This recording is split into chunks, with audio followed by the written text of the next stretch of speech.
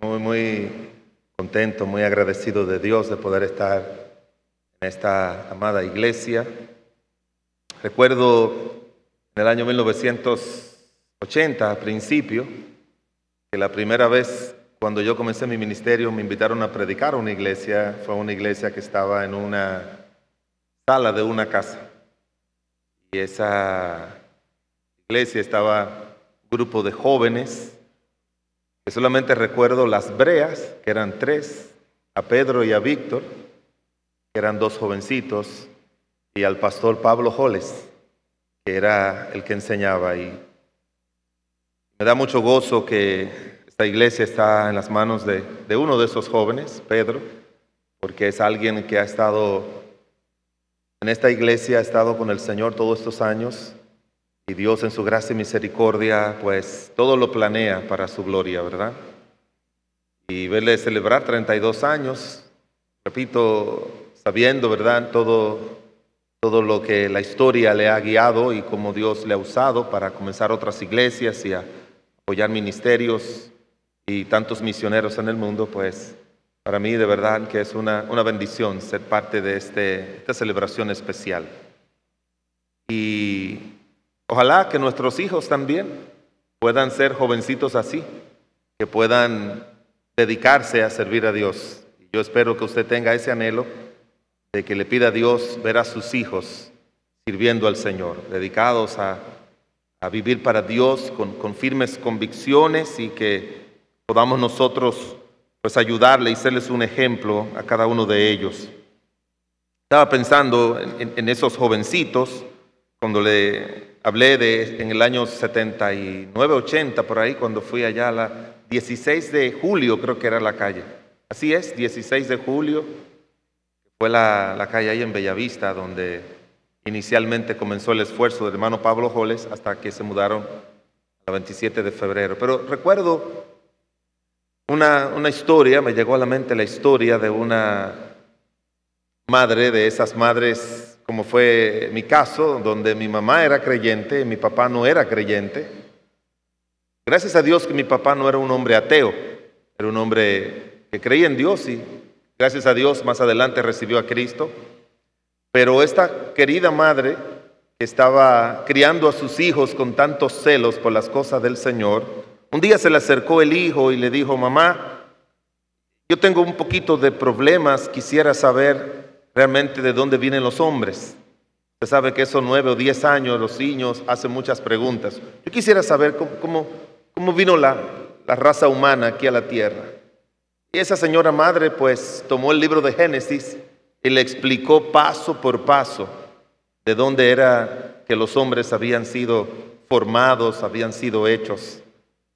Y al final el niño le preguntó: mamá, entonces, ¿de quién venimos? Bueno, venimos de Adán y Eva, tal como te lo leí en el libro de Génesis. Y el niño se fue muy contento con esa buena explicación de su mamá. Pero unos días después se encontró con su papá y le hizo la misma pregunta. Y el papá le dijo: bueno, mijo, mira, la historia nuestra comenzó hace 10,000 millones de años atrás. Y tiró por el suelo todo lo que la señora madre le había dicho. Y al final le dijo el niño al papá: papá, ¿y entonces de dónde venimos? Dice: venimos del mono. Y ahí venimos. Y el niño pasó varios días triste, angustiado, y su mamá lo vio y le dijo: papá, ¿qué te pasa? Te veo triste. Bueno, mamá, es que tengo mucha confusión en mi mente. Tú me dices que venimos de Adán y Eva, creado por Dios, y le pregunté a papá y me dio mucha explicación y me dijo que venimos del mono. Estoy confundido. Esa señora muy piadosa se enojó que no daba más. Y le dijo: te lo voy a poner de esta manera. Cuando yo me refiero a que vinimos de Dios, se refiere a mi familia. Cuando tu papá dice que venimos del mono, se refiere a la familia de él. Yo pienso que lo ayudó, ¿verdad? Yo pienso que lo ayudó. Lo ayudó bastante. Siempre es bueno tener una respuesta así, amén. Y cuando el niño vio la foto de su mamá y de su papá, dijo: entiendo, mamá, entiendo.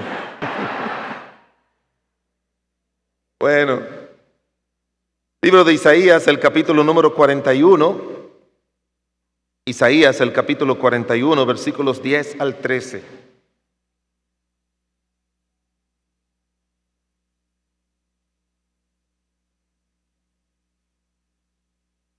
Un libro interesantísimo, el libro de Isaías, ya ustedes conocen la idea de que es la Biblia en miniatura, se le llama, porque tiene 66 libros, el libro de Isaías, igual como tiene la Biblia, y se divide en dos secciones.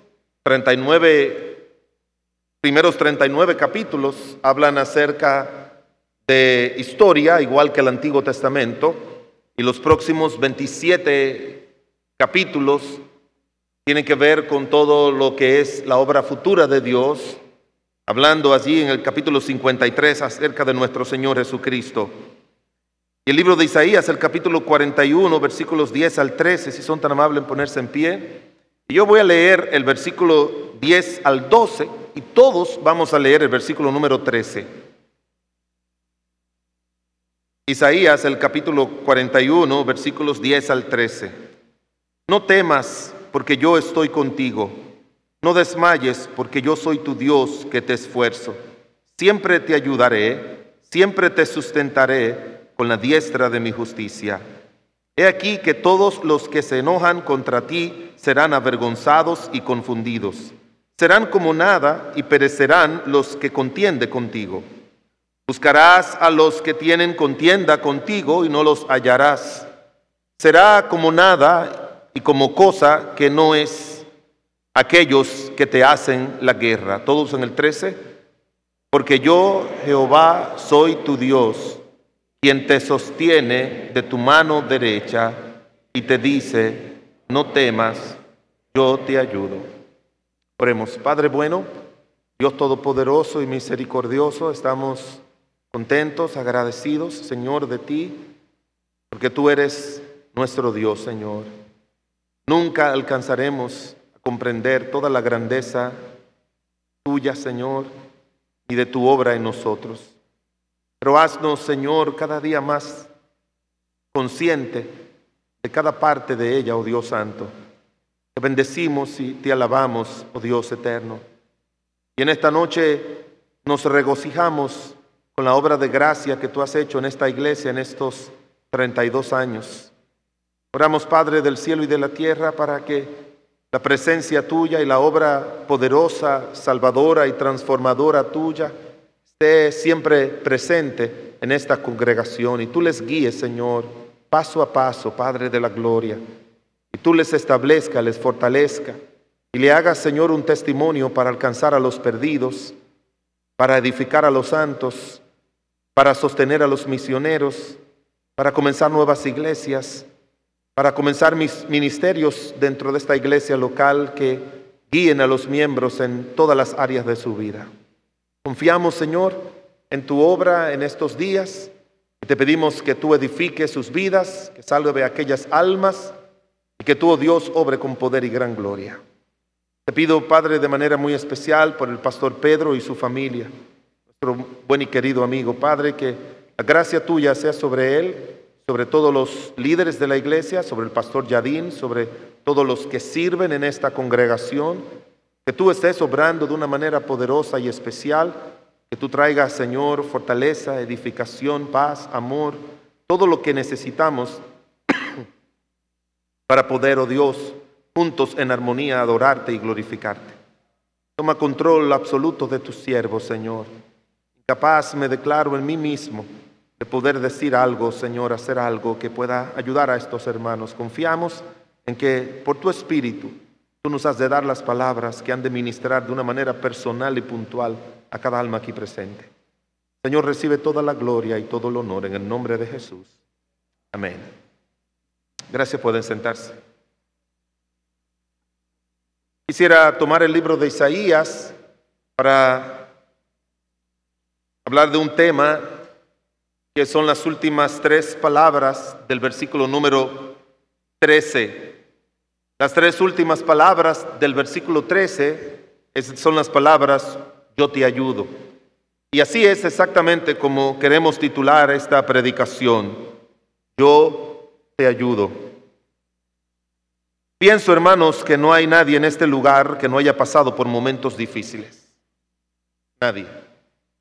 Todos, de una manera u otra, hemos pasado por momentos difíciles, de angustias, sea por enfermedad, sea por cuestiones económicas, familiares, matrimoniales, morales, personales, sociales, del tipo que fuese. Y uno de las sensaciones más incómodas cuando nosotros estamos en esos momentos difíciles es que normalmente nos encontramos muy solos. A veces le pedimos ayuda a personas. Anoche fui a visitar a alguien y en medio de lágrimas me dijo, le pedí ayuda a mucha gente, pero nadie me pudo ayudar. Hay momentos en que nadie nos puede ayudar. La nación de Israel iba a pasar por un periodo muy difícil de su vida, fruto principalmente por sus pecados, como dice la Escritura. Pero iba a pasar unos momentos difíciles. Muchos cuestionan si Isaías escribió de los capítulos 40 al 66, porque lo que relata Isaías pasaron más de 100 años después de su muerte. Pero fueron asuntos proféticos los que él hablaba, porque la historia de la nación de Israel antes del cautiverio, quien mejor nos da un recuento de eso es el profeta Jeremías, y él fue que entró con el último grupo que salió de la tierra hacia Egipto. Sí, él vio sus sufrimientos, pero todos estos profetas ya lo habían visto porque Dios se lo había revelado y lo habían profetizado y le habían predicado a la nación de Israel. Y uno de los aspectos más tristes que la historia, no existe un país en el mundo que haya pasado por momentos peores en su vida que la nación de Israel. No existe. El clamor, el sufrimiento no se registra en ninguna parte de la historia humana. Personas matando a sus propios hijos para poder comer, como pasó con los judíos. Cuando usted entra va a Israel, de las visitas que se suelen hacer, una de las visitas obligadas es que usted entre al monumento del Holocausto. Y el monumento del Holocausto, allá en la nación de Israel, es un monumento que cuando usted entra, usted no va a ver nada. No va a ver fotos, no va a haber cuadros, no va a haber personas, no va a haber nada. Es un lugar donde usted camina y entre penumbras usted va caminando y solo se oye desde que usted entra hasta que usted sale gritos, alaridos y lamentos.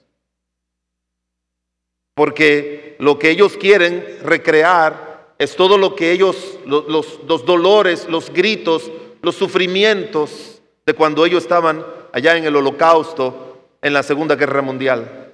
No existe una nación que haya sufrido tanto como la nación de Israel. Y es bueno que Dios hace un paréntesis aquí para decirle, aunque vas a pasar por todo eso, tú puedes contar que hay una sola persona que está de tu lado y es Jehová, y le dice, yo te ayudo. Y hermanos, eso es lo que queremos que usted entienda en esta hora.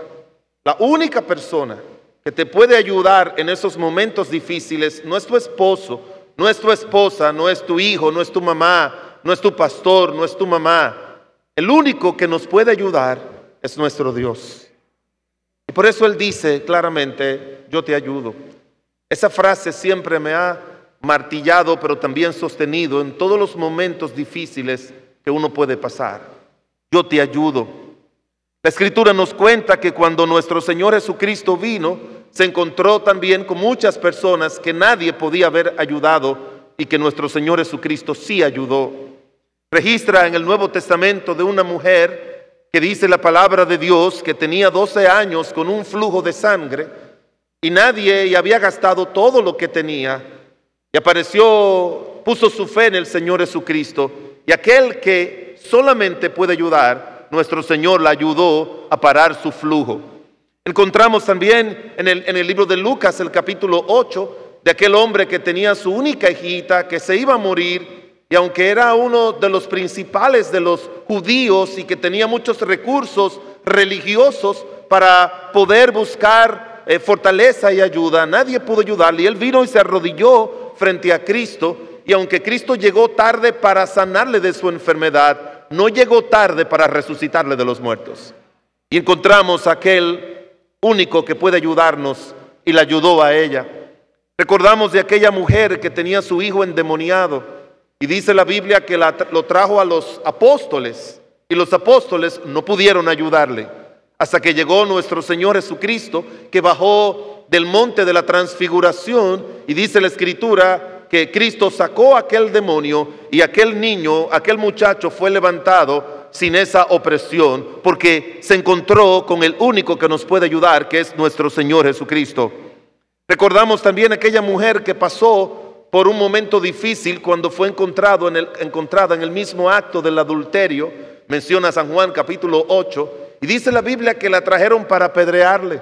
Y sus hijos, si los tenía, su marido, ni nadie pudo estar ahí para socorrerle, pero la trajeron donde el Señor Jesucristo. Y aunque el Señor Jesucristo no validó su pecado, pero el Señor Jesucristo la libró de los que le iban a apedrear y la mandó a su casa para que viviera una vida santa. Y la razón por la que llegó con vida a su casa es porque se encontró con aquel que nos ayuda. El paralítico, dice la Biblia, que nadie podía llevarle en el movimiento del agua, dice San Juan capítulo número 5, y que él trataba por todos los medios de llegar allí al movimiento de las aguas, hasta que apareció nuestro Señor Jesucristo, y sin que fuera al pozo, el Señor Jesucristo lo puso a caminar. Ese es un recuento de las diferentes situaciones que se puede encontrar un ser humano, y la única ayuda que recibieron fue la ayuda del Señor. Yo no sé bajo cuál circunstancia te encuentras hoy. Puede ser las circunstancias de un problema matrimonial ya terminal, por decirlo así, una enfermedad terminal.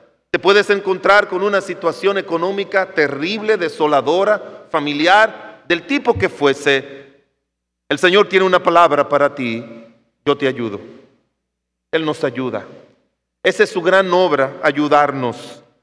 Y usted que no tiene a Cristo como su Señor y Salvador, usted no tiene más nadie en esta tierra que le pueda ayudar, que no sea nuestro Dios a través de Jesucristo. El libro de Isaías nos presenta 3 cosas donde la ayuda del Señor es la única que nosotros necesitamos en esta vida para lograr eso. Isaías el capítulo 43, versículo número 11. Isaías el capítulo 43 y el versículo 11. Nota lo que dice la Escritura. Yo Jehová, y fuera de mí no hay quien salve. Yo anuncié y salvé, e hice oír, y no hubo entre vosotros Dios ajeno. Vosotros pues sois mis testigos, dice Jehová, que yo soy Dios. En primer lugar, solo Dios te ayuda a salvar tu vida. Solo Dios. Nadie fuera de Dios, dice la Biblia, nos puede a cada uno de nosotros salvar. La salvación es una obra exclusiva de Dios.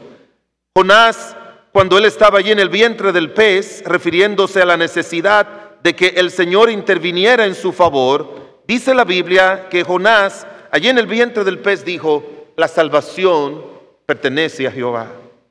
La obra de la salvación, una obra diseñada, dice la Escritura, desde antes de la fundación del mundo, pero ejecutada cuando nuestro Señor Jesucristo vino aquí a la tierra, y se concretiza cuando una persona acepta a Cristo como su Señor y Salvador. Usted entra dentro de ese plan eterno de Dios. Usted entra dentro de ese plan puntual de Dios, porque dice la Biblia que el Hijo del Hombre vino a buscar y a salvar lo que se había perdido. La salvación no es obra de religión.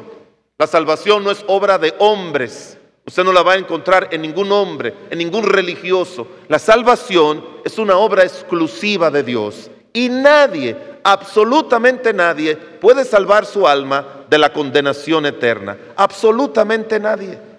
La única persona que puede salvar su alma de la condenación eterna es nuestro Dios a través de Jesucristo.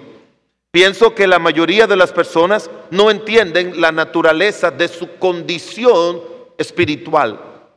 Esa es la razón por la que hay tantos perdidos. Esa es la razón por la que hay tantas personas que todavía siguen detrás de una religión, tratando de ellos poder hacer algo, porque la idea del ser humano es la que todos conocemos. Hay un refrán, estaba leyendo refranes exclusivos de los dominicanos. Muy interesante. Tengo una colección de refranes o de proverbios de muchas naciones. Hay un grupo de refranes que son exclusivos de la República Dominicana. Así lo presentan. Y uno de ellos es que en segunda de yo no sé quién dice, Dios dice, ayúdate que yo te ayudaré. Sospecho que es en segunda de Pedro de Acuñas, capítulo 3, versículo 5. O el nombre que usted quiera ponerle. Sospecho que debe ser así. Porque eso no lo dice la Escritura de ninguna manera. Que Dios dice, ayúdate, que yo te ayudaré, eso no aparece en ninguna parte de la Biblia. Pero esta es la idea mágico-religiosa bajo la cual nosotros hemos crecido. Y probablemente usted está sentado ahí sin Cristo pensando, yo estoy aquí porque tengo que venir a la iglesia, me invitaron y yo necesito darle una ayudita a Dios para que Dios me ayude a salvar mi alma.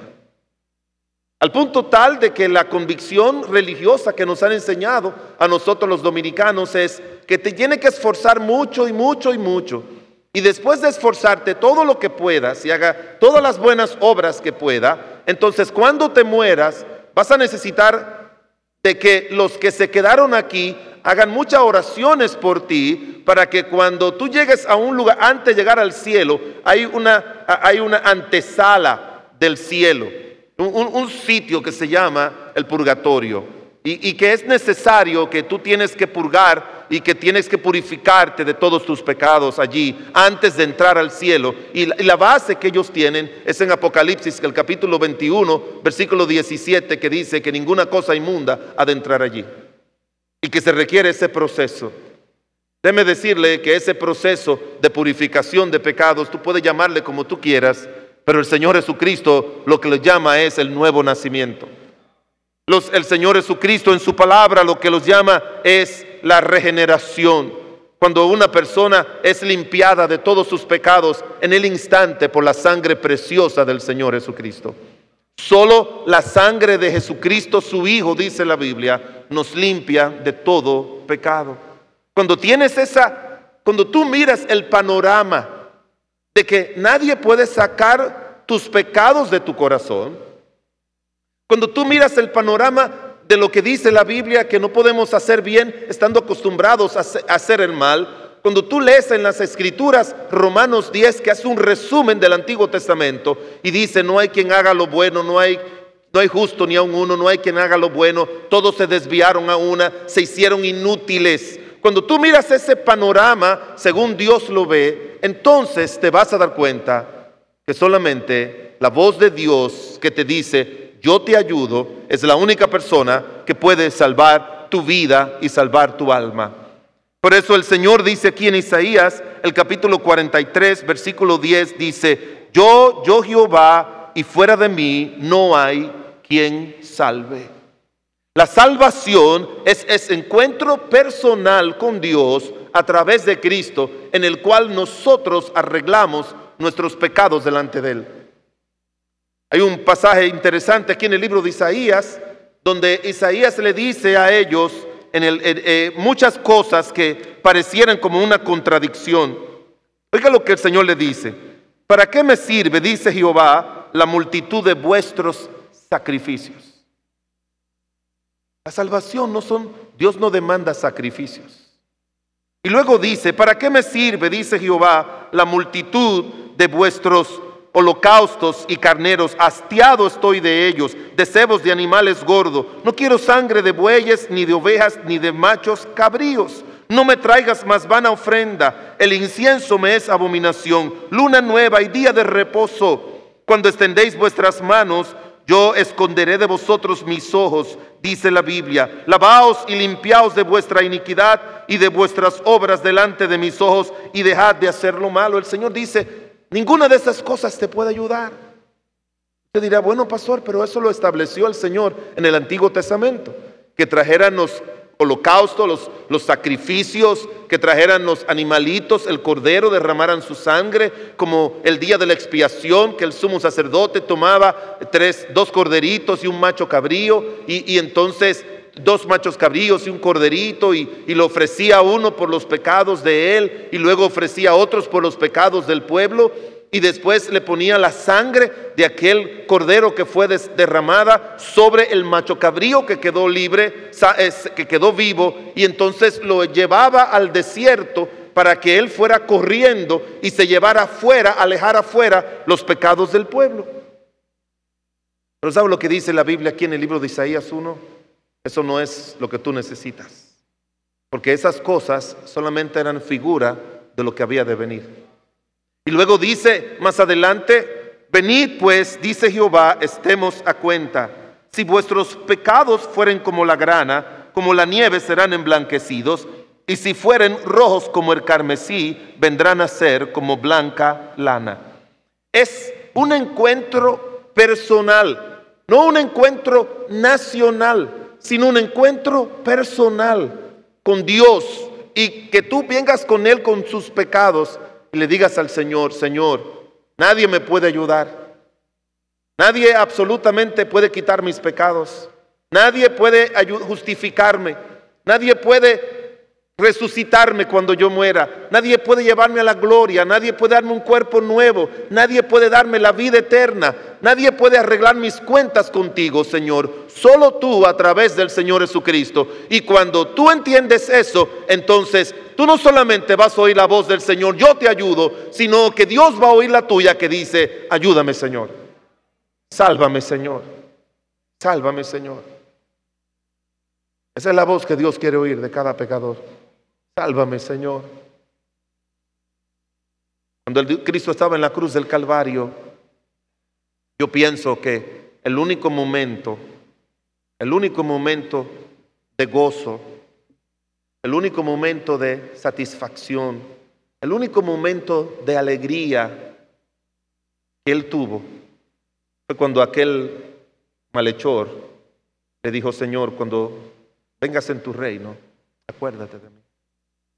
Siempre que pienso y predico de ese evento tan especial, siempre me imagino a Cristo mirando con sus huesos quebrantados y rotos, mirando a aquel hombre al lado de Él, quizás Él diciendo: vale la pena mi sacrificio, vale la pena que un alma fue salva.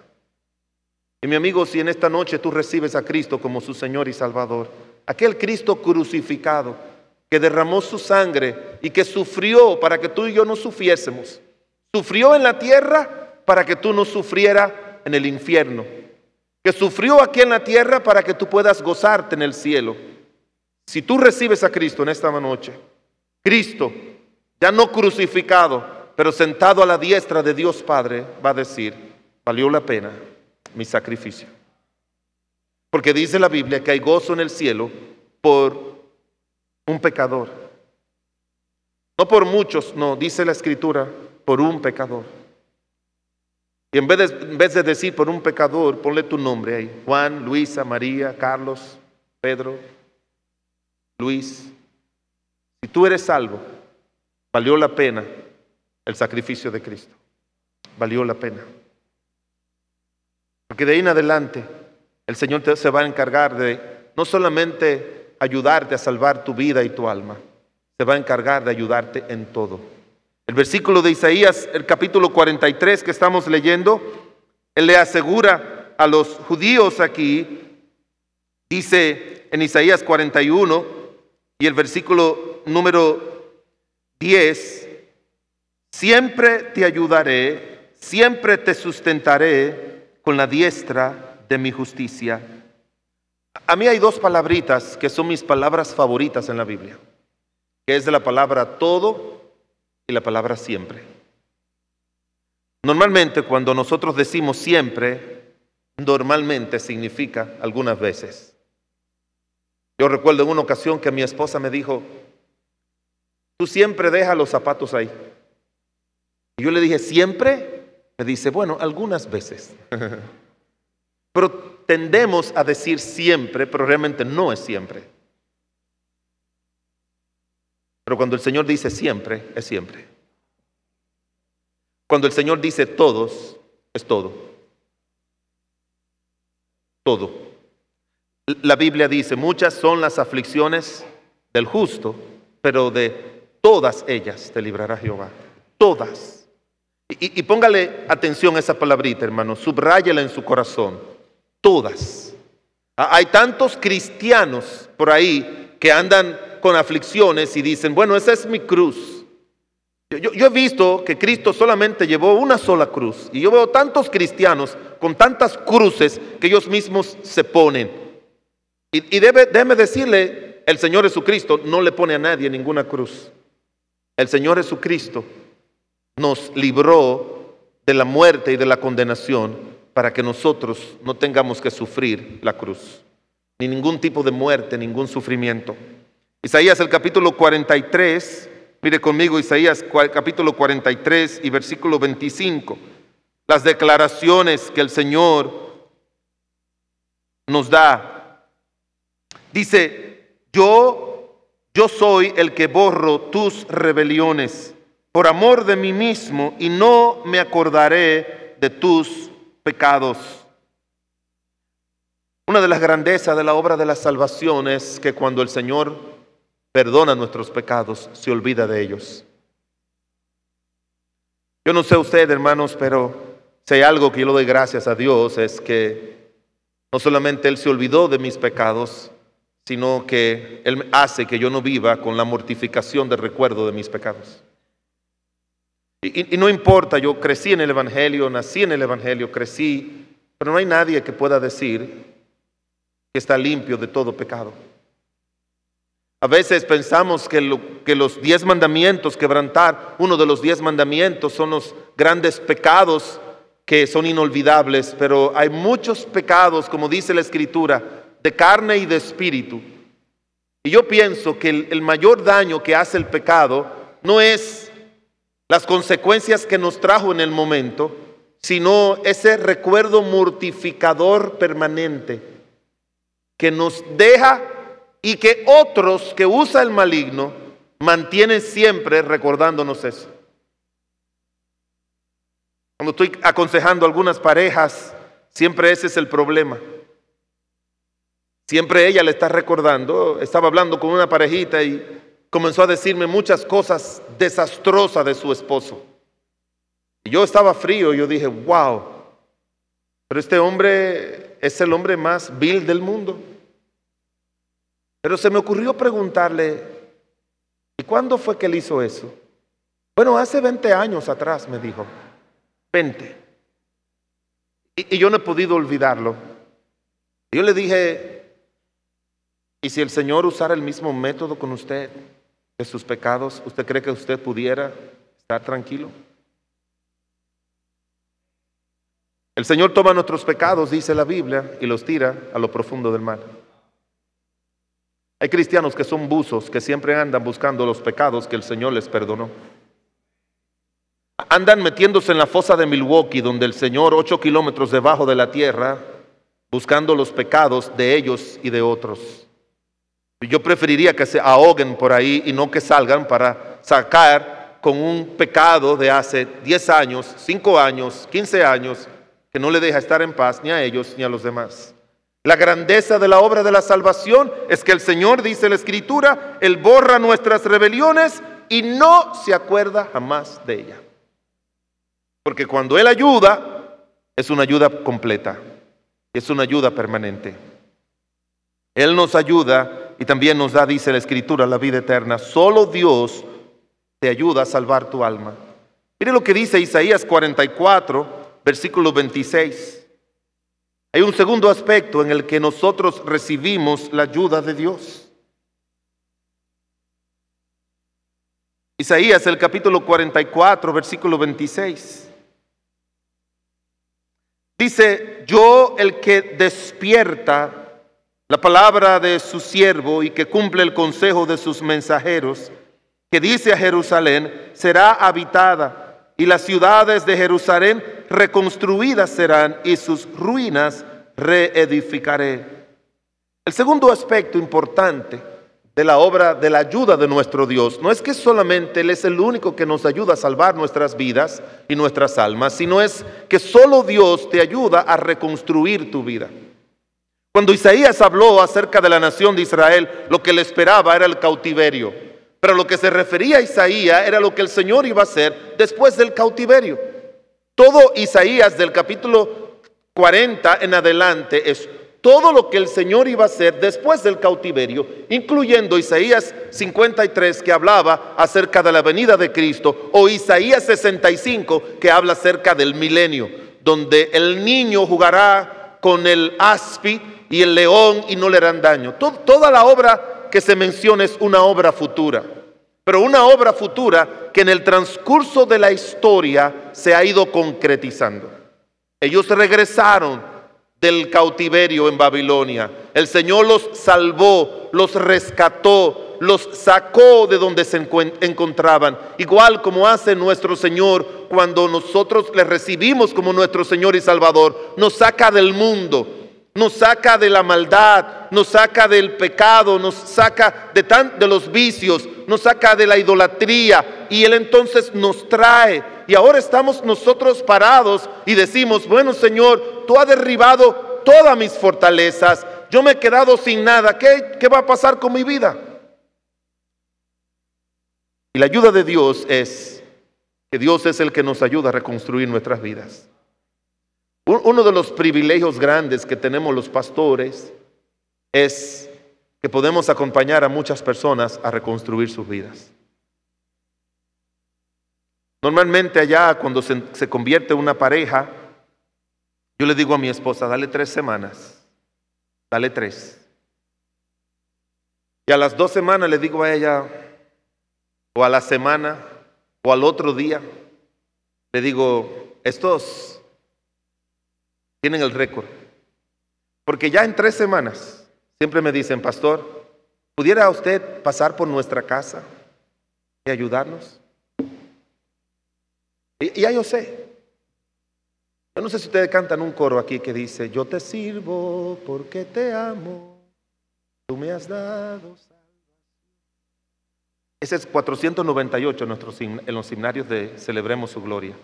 Y el coro dice: vidas hechas pedazos, corazones tristes y quebrantados, en ti encuentran vida por tu muerte en la cruz. Y cuando yo voy a su casa, anoche fuimos donde una parejita, yo dije: no, salimos, es solamente ellos son nuevos y queremos venir a saludarle, a visitarle. No, me abrieron su vida. Salimos de ahí como a las 12 de la noche. Yo he salido a las 3, 4 de la madrugada de una casa. La gente comienza a decir: pastor, nuestra vida tiene esto, aquello, lo otro, esto, eso, nos pasó aquello, nos pasó lo otro. Con nuestros hijos, en nuestra vida moral, él me fue infiel, ella me fue infiel, nos separamos, volvimos, nos juntamos, entonces después buscamos ayuda, fuimos aquí, fuimos allá, otra vez él falló, volvimos y nos separamos, entonces nuestros hijos se fueron a vivir con la abuela y después perdió el trabajo, se nos fue mal en el negocio, yo tuve una cirugía, tuve muchos problemas, me pegó una enfermedad, después volví, ahora llegamos a Cristo, pastor, ¿qué hacemos? Y yo le digo, ¿qué hacemos, pastor? A mí me da mucho gozo eso. Hay uno que nos ayuda a reconstruir nuestras vidas. Yo he visto muchas vidas, matrimonios, familias, personas con sus vidas reconstruidas. Estaba mirando el internet de alguien que le hicieron un trasplante de rostro. Y le han hecho yo no sé cuántas operaciones para reconstruirle el rostro que se les desbarató en un accidente. O conocí a una persona que se quemó en un fuego y le han hecho yo no sé cuántas operaciones para restaurarle su cuerpo de una manera más funcional. Esa misma es la obra del Señor cuando una persona viene a Cristo. El Señor toma su vida y el Señor comienza a agarrar esa vida destrozada, esa vida deteriorada por el paso del pecado, por malas decisiones, por vicios, por pecados, por inmoralidades. Dios toma esa vida y no solamente salve el alma, sino que comienza ese proceso de restauración a lo que el Señor le llama que somos hechos nuevas criaturas. Y comienza 2 de Corintios 5:17 a hacer realidad en la vida cotidiana cuando Él dice: todas las cosas viejas pasaron y todas ellas son, ¿qué? Hechas nuevas. Y lo bueno es que muchas veces el Señor no es que solamente reconstruye, es que el Señor hace nuevo. Recuerdo de una señora que fue a la iglesia, nueva creyente. Estaba sentado ahí, el pastor estaba predicando expositivamente el libro de Efesios. Y llegó al libro de Efesios, el capítulo número 4, que dice: despojaos del viejo hombre. Y él le dijo: yo le voy a explicar lo que es el viejo hombre. Y comenzó a decirle que era todo lo malo que teníamos de nosotros dentro. Ese es el viejo hombre, el que era antes de Cristo. Quítese toda amargura, todo enojo, toda maldad. Y lo explicó magistralmente. Terminó el culto, terminó la predicación. El pastor se fue a saludar allá y la hermana, una señora ya de unos 65 años, fue y le dio un abrazo. Le dijo: pastor, usted no sabe el alivio que me trajo la predicación hoy. Y ella le dijo, y él le dijo: que bueno, hermanas, yo oré para que la predicación fuera una ayuda. No, pastor, usted salvó mi matrimonio. Y él le dijo: yo no prediqué sobre el matrimonio. Dice: no, es que yo mi lectura diarias había leído en Efesios y yo lo entendí mal ese versículo. Cuando dice despojado del viejo hombre, era que dejara el viejo marido mío y pudiera casarme con uno más joven. Y yo estaba preocupada porque a esta edad, ¿dónde yo voy a conseguir un hombre más joven? Y además me duele dejar a mi viejo. Ya yo lo quiero, lo amo. No nada de nada, pero lo amo, lo quiero. Ya a esta altura de juego, pero ya. Pero no es así, no. Ese viejo hombre no es eso. Ese viejo hombre es peor que cualquier marido con defectos que pudiéramos tener. Esa es una obra de reconstrucción interna. ¿Sabe la cantidad de gente con depresión que yo he recibido en la iglesia? Gente listo para suicidarse. Hay una familia que bauticé al marido hace unos semanas, hace un par de años atrás, y después del bautismo la esposa le tenía unos t-shirts donde dice: una familia más para Cristo, porque ella había entregado su vida a Cristo. Su marido y ella, cuando yo les conocí, estaban separados, listos para divorciarse, y yo comencé a ayudarla a ella y Dios obró en ella, y ella pues dejó todo ese proceso. Y luego después hablé con su marido y su hijo recibió a Cristo y su hijita recibió a Cristo, y los bauticé a ellos, y luego su marido recibió a Cristo, y ahí estaba ella feliz con sus t-shirts, todo se lo puso a su marido después del bautismo. Una familia para Cristo, pero es una familia reconstruida por Cristo. Es una vida reconstruida, y eso es lo que Dios en su gracia y misericordia hace. Y si tú y yo todavía hay áreas de nuestras vidas que no están reconstruidas, créeme, mi hermano, que si tú dejas al Señor obrar, Él va a reconstruir todo, porque dice la palabra de Dios que la promesa de Él es que Él hace nueva todas las cosas. No algunas cosas, Él hace nueva todas las cosas. Isaías nos cuenta algo de eso. Mire Isaías capítulo 43, versículo 18. Parte de lo que significa eso. No hay tiempo para hablar de Ciro, que Ciro era como un tipo de nuestro Señor Jesucristo, que Ciro fue anunciado y fue el que dio la orden para que Jerusalén fuera reconstruida. Y después, miren hermanos, muchas personas trabajaron en la reconstrucción de la nación de Israel y la ciudad de Jerusalén y el templo. Muchas personas, incluyendo impíos. Uno de los impíos más malos que más daño hizo en el tiempo de Cristo fue Herodes el Grande. Pero Herodes el Grande, por vanidad, fue el que añadió y puso el mayor esplendor que tuvo el templo reconstruido de Salomón antes de ser derribado en el año 70 por Tito, el emperador romano. Nehemías, participó Nehemías, Esdras, Zorobabel, Josué, trabajaron duro. Los macabeos, que son unas familias judías en el tiempo intertestamentario, Judas, Simón, Macabeo, que aunque hay unos libros históricos buenísimos, pero no son inspirados, y ellos lucharon mucho por la independencia de la nación de Israel. Y mis hermanos, mire, cuando Cristo toma su vida, Él va a usar una cantidad de personas que todos van a cooperar para restaurar, reconstruir, restablecer, renovar tu vida. Tu hijo, tu matrimonio, tu negocio. Yo pudiera pasar la noche entera, hermanos, hablándole de la experiencia de gente que yo veo sentado ahí en la iglesia cuando yo predico, y a mí se me aguan los ojos sabiendo cómo llegaron a la iglesia, sabiendo cómo llegaron destrozados, hechos nada, y cómo la gracia de Dios lo fue reconstruyendo, y se paran y dan testimonio y dicen: le doy gracias a Dios. A mí me gusta eso, le doy gracias a Dios, pero también le doy gracias a mi pastor, y le doy gracias a la hermana fulana que me ayudó con esto, y le doy gracias a mi tío, que aunque no es cristiano, él fue que nos metió la mano para no perder el apartamento, porque cuando llegamos por asunto de tantos juegos y tantas malas decisiones económicas, estuvimos al punto de perder nuestro apartamentico, quedarnos con nada, y le pedimos a Dios, y vino el tío, y vino el padrino. Yo sé, pastor, que usted no cree en padrino, me dicen el testimonio. Yo sé que ustedes no creen en padrino, pero mire, el padrino de mis hijos me ayudó. Y me ayudó, ¿sabe quién, pastor? Y comienza la gente a decir todo eso, porque Dios utiliza muchos medios y muchas personas para reconstruir tu vida.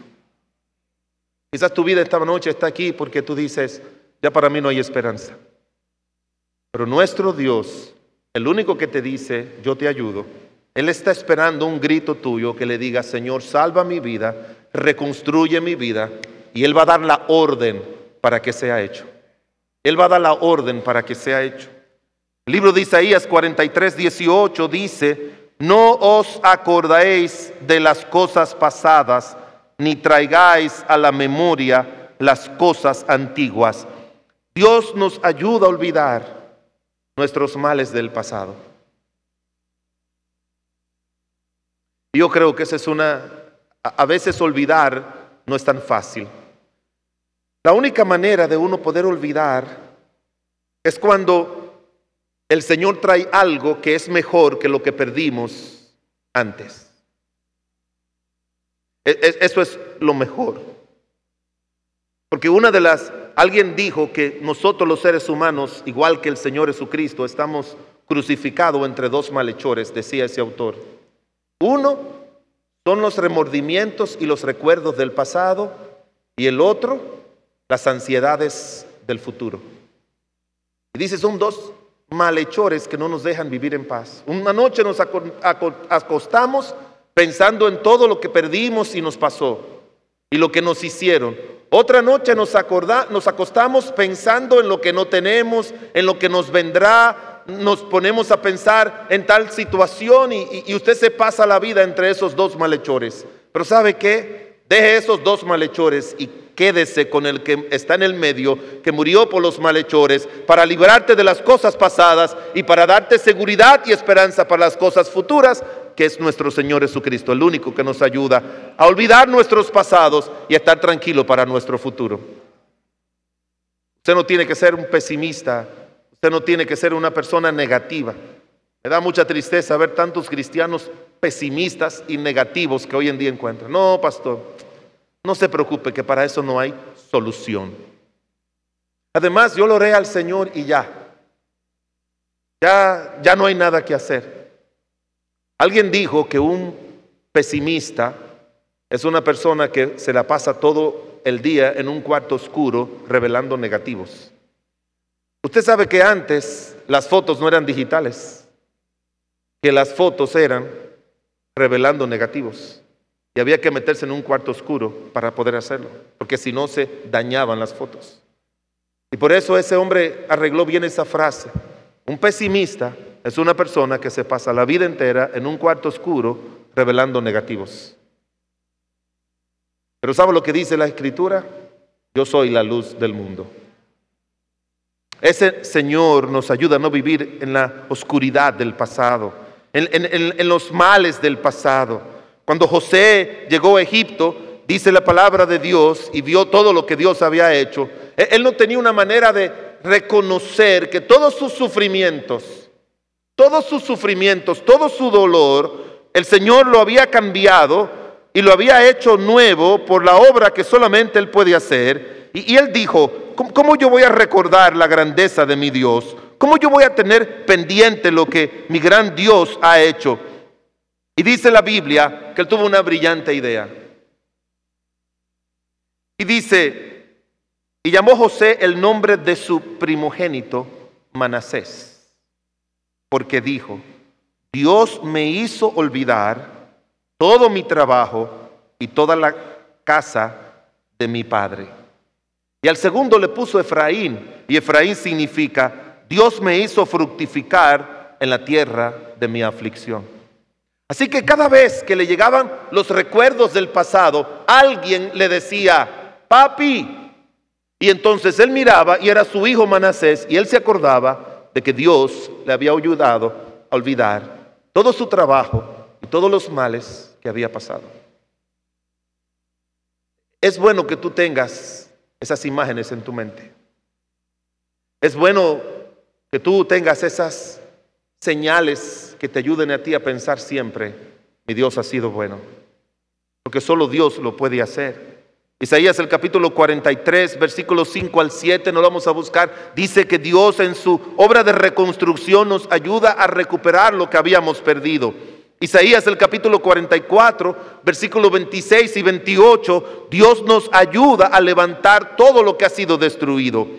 Isaías el capítulo 44, versículo 28, dice lo que les mencioné acerca de Ciro. Mire conmigo Isaías 44, 28, que dice de Ciro, es mi pastor y cumplirá todo lo que quiero. Al decir a Jerusalén, será edificada y el templo será fundado. Dios mueve a muchas personas para ayudarnos a reconstruir nuestras vidas. Yo no sé cómo está tu vida,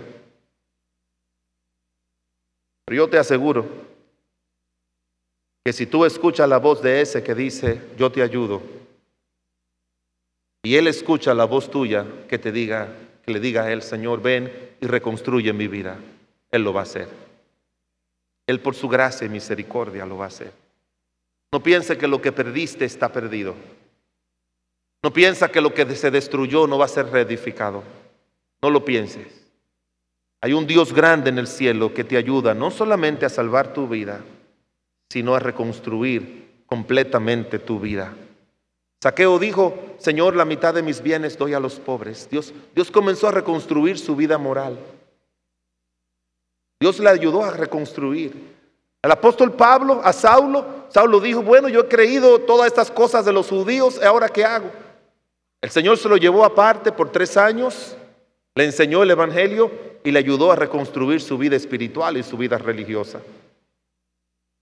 Onésimo, dice la escritura, cayó preso en la cárcel porque él defraudó a su amo, y dice la palabra de Dios que allí en la cárcel conoció al apóstol Pablo. Pablo fue, lo salvó, y ahora él regresa donde Filemón, porque Dios ahora le ayuda a reconstruir su reputación. Hay tantos ejemplos en las escrituras que nos hablan de que parte de la ayuda de nuestro Dios es que Él nos ayuda a reconstruir completamente nuestras vidas. Isaías el capítulo 42 nos dice el tercer y último aspecto de esta verdad. Isaías el capítulo 42, versículo 1.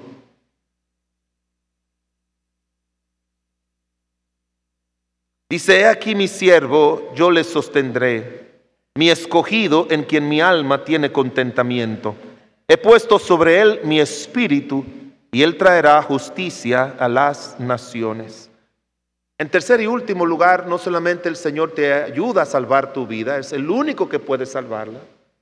No solamente el Señor te ayuda a reconstruir tu vida, es el único que puede reconstruirla, sino que también el Señor te ayuda a sostener bien tu vida y es el único que puede sostener bien tu vida.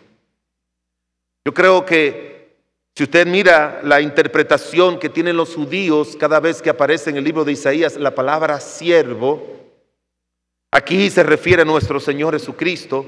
En el libro de Isaías 53 también se refiere a nuestro Señor Jesucristo, pero el judío siempre interpreta que la palabra siervo se refiere a ellos. Por eso ellos no aceptan a Jesucristo, al Mesías y esas profecías como que se refieren a nuestro Señor Jesucristo. El siervo de Dios, usted le pregunta a un rabino, en sus interpretaciones, esa es la nación de Israel. Y aquí dice, he aquí mi siervo, yo le sostendré a la nación de Israel. Pero hermanos, eso tiene aunque implica una profecía directa de nuestro Señor Jesucristo, también implica todos aquellos que llegan a ser siervos de Dios por la obra de Cristo, aquel siervo que murió en la cruz del Calvario. Eso también se aplica a nosotros. El Señor nos sostiene. Estaba hablando con alguien recientemente y me dice, pastor, ¿cómo Dios me ha ayudado? Ahora lo que tengo miedo es que eso no siga así. Tengo miedo, porque esas son las sensaciones que nos ha dejado el pecado. Mire, mi esposa y yo nos estamos llevando de maravilla, pero yo tengo miedo que algo venga y lo dañe. Y si alguien se lo dice, ¿verdad? Uno inmediatamente dice, como decíamos cuando éramos muchachos, oye, yo espero que eso no se dañe. Yo pienso, o le dice así, ustedes se ven muy bien, pero eso se le pasa. Y como dicen algunos, yo creo en eso, en la tendencia de algunos carismáticos hoy en día, que cuando dicen cosas así, dicen, yo no lo recibo eso, yo no lo recibo. Hay cosas que yo creo que no podemos recibirlo. No, yo no lo recibo eso. Mire, si algo está bien, hermanos, es por obra de la gracia de Dios. Y la misma gracia de Dios nos ayuda. Estaba predicando en Venezuela y una hermana me regaló un cuadrito pequeño y unos recuerditos, otras cositas. Y yo recuerdo que tomé el cuadrito pequeño, de esos que tienen como una patita que se abre, y lo puse arriba de un estante de libro. Las otras cositas, que una para pegar en la nevera, cositas que siempre uno recibe en esos viajes de predicación. Recientemente un señor me regaló una cosita, un traje de $1000. Siempre uno recibes cositas. Fui a Chicago y me dijo uno, pastor, quiero regalarle un traje. Y entonces yo le dije, bueno, mijo, está bien, no hay problema. Y me llevó a una tienda y me dijo, elija uno. Yo elegí uno que me gustó. Pero yo no sabía, ese traje costaba $991. Y yo le dije, no. Yo creo que a mí me pica el cuerpo, yo nunca me he puesto un traje de $991. Comencé a buscar otro, al final sí apareció uno de $691. Y yo le dije, no, me dice, cójalo.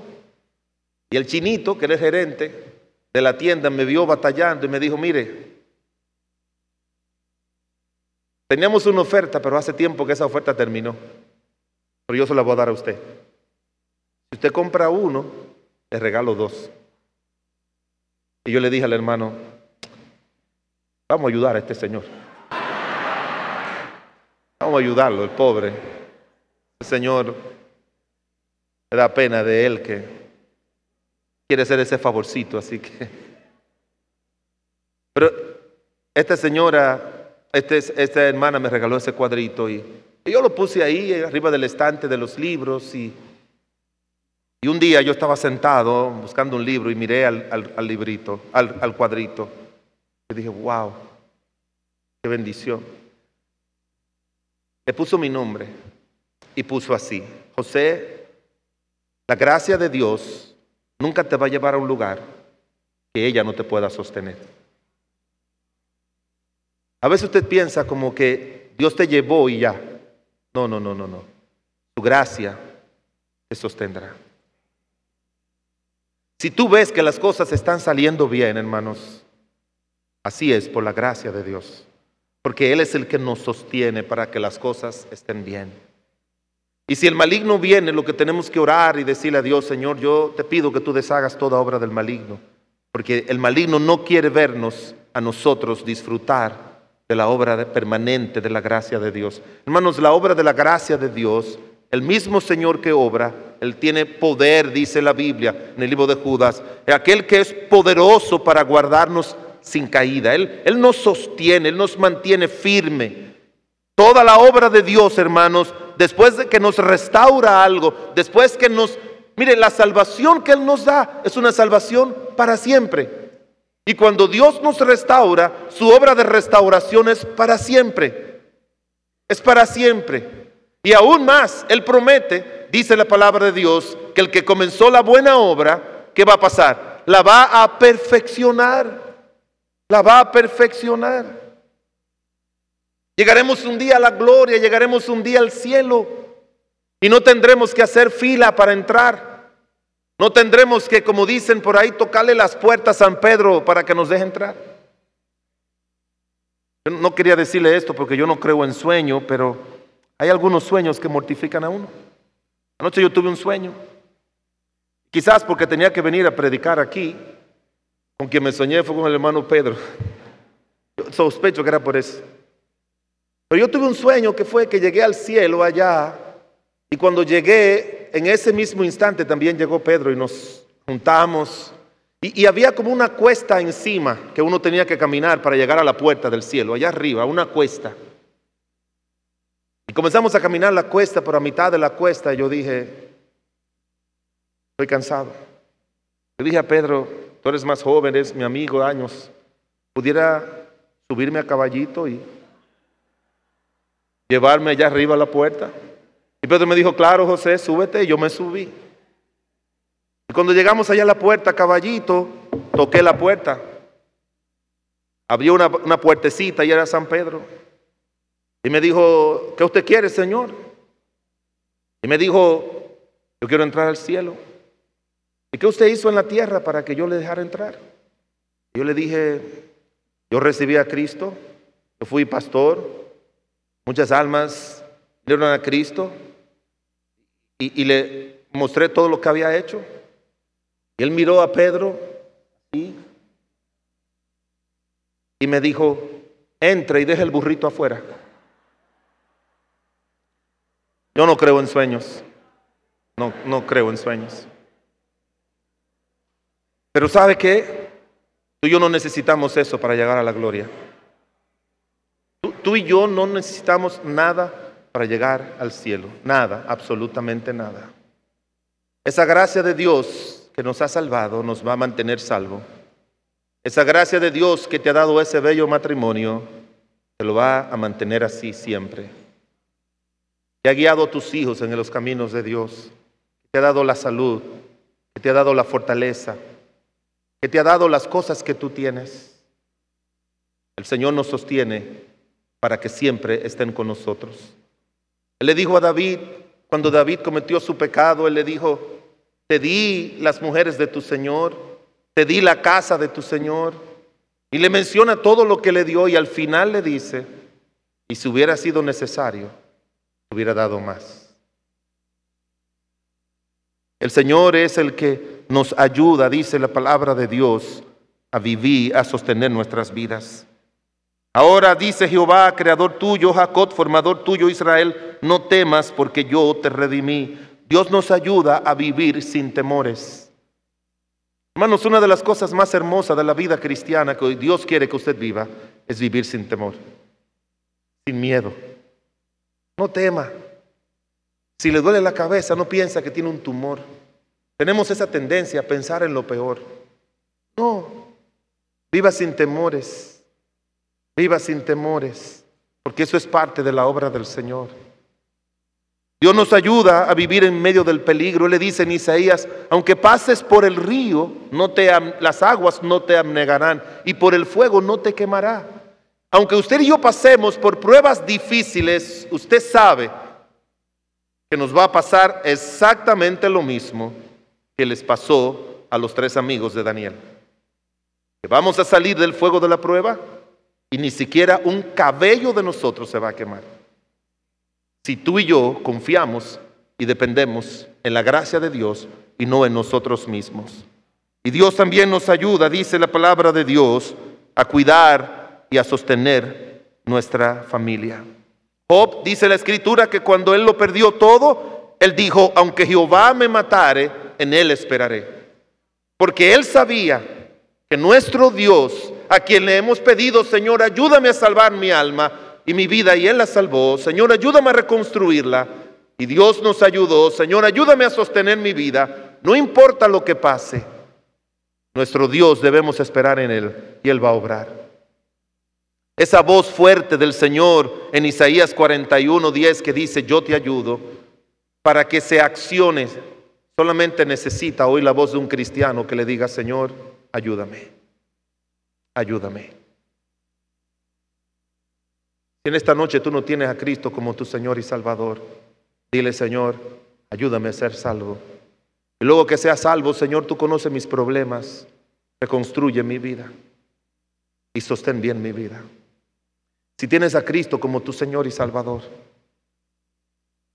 hay algo que está pasando en tu vida hoy. Tú tienes que decirle en oración al Señor: Señor, ayúdame, ayúdame. Hubo un hombre ciego que Cristo le dijo: ¿crees en el Hijo de Dios? Y el Señor le dijo, no al ciego, a otro hombre, el Señor le dijo: ¿tú crees? Y él le dijo que sí. Luego le dijo: Señor, ayuda mi incredulidad. El Señor nos ayuda aún cuando no somos crédulos, porque la ayuda de Él es una ayuda completa. El Señor quiere, tú oíste la voz de Él, Él quiere oír la voz tuya. Que tú le digas con tus labios: Señor, ayúdame en esto, ayúdame en aquello, ayúdame en lo otro. Él ha prometido, cuando se edificó el templo de Salomón, Él le dijo: toda oración que haga cualquier cristiano desde mi casa, yo en el cielo la oiré. Allá en nuestra iglesia tenemos en algunos cultos lo que se llama el tiempo de Ana. El tiempo de Ana es que cuando Ana fue al templo y terminó todo el proceso del templo, ella se quedó un ratito con el Señor. Y le dijo al Señor: Señor, yo tengo esta carga, ayúdame. Y dice la Biblia que se levantó y ya no estuvo triste. Y luego dice: y Jehová se acordó de Ana. ¿Sabe cuándo Dios se va a acordar de tu problema? Cuando tú vengas al altar y le digas al Señor: ayúdame en este problema. Y Dios le dio a su hijo. Se la pasó deprimida, no comía, no dormía, le reclamaba a su marido. Y esa es la manera en la que muchos de nosotros hacemos cuando tenemos el problema. Pero cuando ella se dio cuenta de que no era un asunto de su marido, que no tuviera hijos, que Dios no le toma pena a nadie, que Dios lo único que quiere es oír nuestro clamor humilde, Dios le escuchó y Dios le dio a su hijo. Y por eso le puso el nombre de Samuel, porque Samuel significa pedido a Dios. Dios quiere oír tu voz, Él quiere ayudarte. Oremos. Padre bueno, Dios todopoderoso y misericordioso, te damos gracias en el nombre de Jesús por este momento. Dios de toda gracia y de toda gloria, ¿cuánto anhelas tú ayudarnos? Tu palabra dice: echa tu carga sobre Jehová y Él te sustentará. Y mira los hermanos, los amigos, las personas que tienen aquí sus cargas, cualquiera que fueran. Ayúdale, Señor, a clamar por ayuda divina para su vida. Hay un Dios presto en este lugar, con sus oídos abiertos. Toda oración y todo clamor que su pueblo habla, haga desde esta su casa. Señor, gracias por tu disposición de ayudar. Obra con poder en aquellos que tú has despertado el deseo en su corazón de decirte en estos momentos: Señor, ayúdame. Así, con sus ojos cerrados, cabeza inclinadas por un momentito. ¿Cuántas personas aquí dicen: pastor, ¿pudiera usted orar por mí? De veras que yo necesito ayuda de Dios en esto, en aquello, en lo otro. Cosas que solamente usted y Dios sabe. Por favor, ore por mí.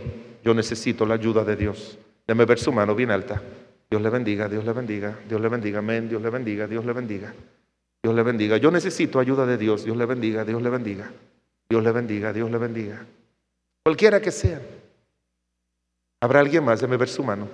Dios le bendiga ahí atrás. Dios le bendiga, Dios le bendiga, Dios le bendiga. Dios le bendiga. ¿Cuántos de ustedes de manera personal dicen: la verdad que mi primera ayuda, necesidad es que ser de Cristo, que Cristo me salve y perdone todos mis pecados. Yo necesito la ayuda de Dios para salvar mi alma. Yo quisiera en esta noche pedirle a Jesucristo: Señor, ven a mi corazón y sálvame. Necesito tu ayuda. Yo quiero la gloria. Yo no quiero seguir viviendo en el pecado. Yo no quiero seguir atado a este vicio, a esta maldad, a estos malos hábitos. Yo no quiero seguir atado al mal. Yo quiero tu ayuda salvífica en esta hora. Pastor, ore por mí. Yo quiero ser salvo ahora. Deme ver su mano bien alta. ¿Habrá alguien así? Dios te bendiga, mi hijo. ¿Habrá alguien más? ¿Habrá alguien más que dice: yo necesito la ayuda de Dios para salvar mi alma? ¿Habrá alguien más? Deme ver su mano bien alta. ¿Alguien más? ¿Alguien más? Dios te bendiga, mi hijito. ¿Habrá alguien más que dice: yo quiero que Cristo venga y salve mi alma, salve mi vida y perdone todos mis pecados? ¿Habrá alguien más? Deme ver su mano. ¿Alguien más? ¿Alguien más? Todo con sus ojos cerrados, por favor, y puesto en pie. Todos sus ojos cerrados, puesto en pie.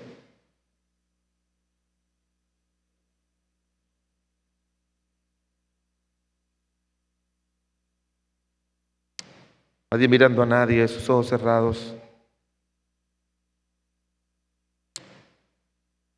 No siempre hacemos esto, pero yo no sé el peso de su carga, de su conflicto, de su situación, de su problema por el cual usted necesita ayuda. Pero Ana tomó muy en serio que solamente Dios podía ayudarle. Tomó muy en serio. Pero también tomó muy en serio que el único que podía ayudarle era el Señor. Y por eso le dijo a su marido: espérame ahí tranquila. Déjame yo quedarme solo con el Señor. Al punto tal de que dice la Biblia que Lid la tuvo por ebria porque clamaba al Señor sin abrir sus labios. Ella le dijo: Señor, yo no estoy ebria, soy una mujer atribulada. Si usted está atribulado por alguna angustia, alguna necesidad, algún problema, hay un Dios que ayuda. Yo quiero pedirle un paso de fe. ¿De cuánto estarían dispuestos a darlo? Pero pudiera usted venir a aquel altar un momentito y arrodillarse y decirle al Señor cuál es su situación. Y humildemente decirle: Dios, yo necesito tu ayuda en esta área.